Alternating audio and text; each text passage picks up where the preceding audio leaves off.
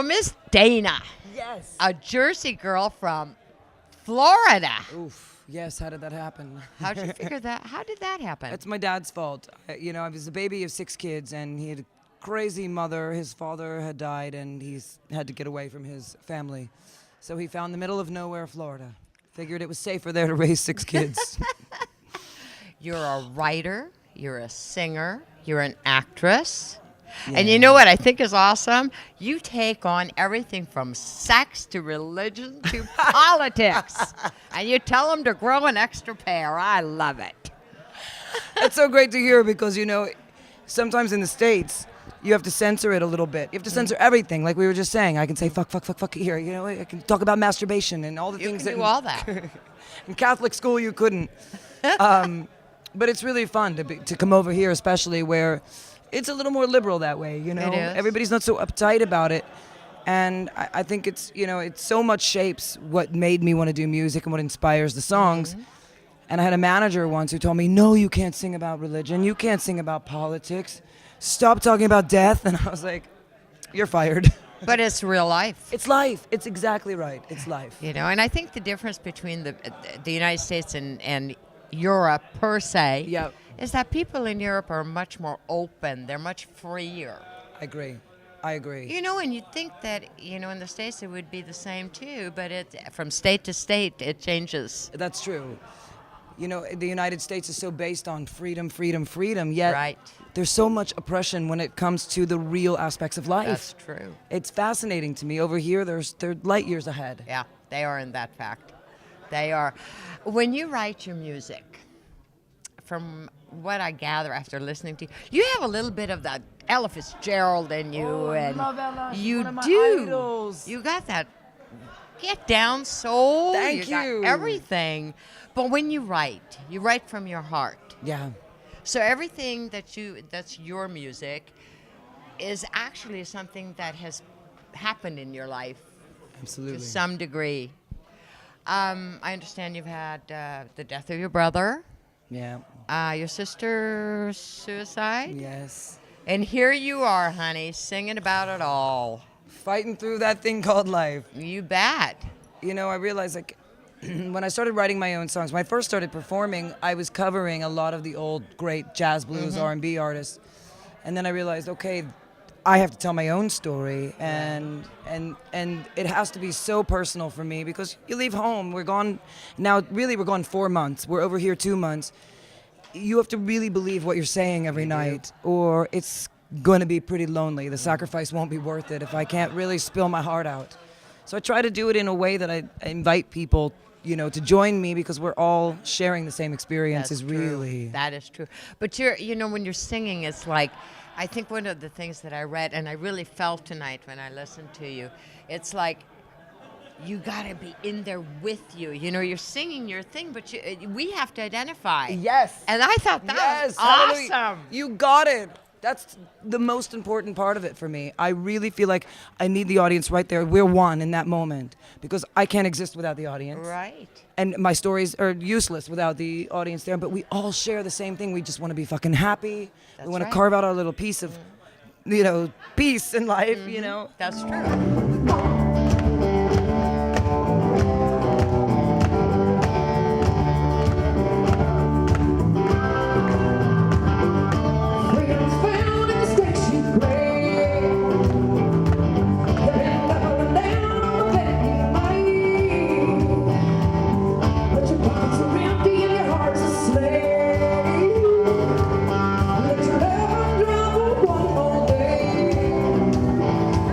But you also write about the fact that when you're on the road, it's a little bit lonely. Yeah. Do you actually feel it is, or maybe that energy comes from when you go right on stage, but when you're off stage and you're on your time, is it really lonely? It can be very lonely, especially when I come overseas, like it's my second day here. Yeah. So at home in New York, I go to bed at midnight, but that's 6 a.m. here. So I'm up, I'm twiddling my thumbs in bed until 5, 6, and there's a line in that song, stare at the sun and the bed still made, because that's the loneliest part, is in the middle of the night when everybody's asleep and you're on your own and you're going, okay, I've left everything behind. My friends are all having babies. My parents I don't see. you know, everybody's life is going on, and you're out here, Right. and you feel it in the middle of the night. And that's when I wrote that song when I couldn't sleep. I was up all night. What is the one song that you've written that is probably the deepest in you? That when you sing it, you feel it probably every time. Ooh. You know, funny enough, I didn't do it tonight. One of them is a song called Bible Baby, which is really about growing up in the South with all of the ideology of religion and everybody killing each other and doing this crazy shit in the name of some God that they say is better than someone else's God, and missing the whole point of Buddha and Allah and Yahweh and Jesus, you know, and so that's a song that I've been doing every night for years. And I never tire of, and somehow it just didn't make the set tonight, which is rare. Well, there was full excitement in there tonight, so you get carried away, and they brought you back again. Yeah, they wouldn't even let you off the stage. I think so that nice. is fantastic. That's such an honor. You know, there's one of the things that they say that you're probably one of the greatest of the new generation. Wow. I'll take that. That's quite an Honey, honor. you have got everything. You got short little girl, and what a great voice.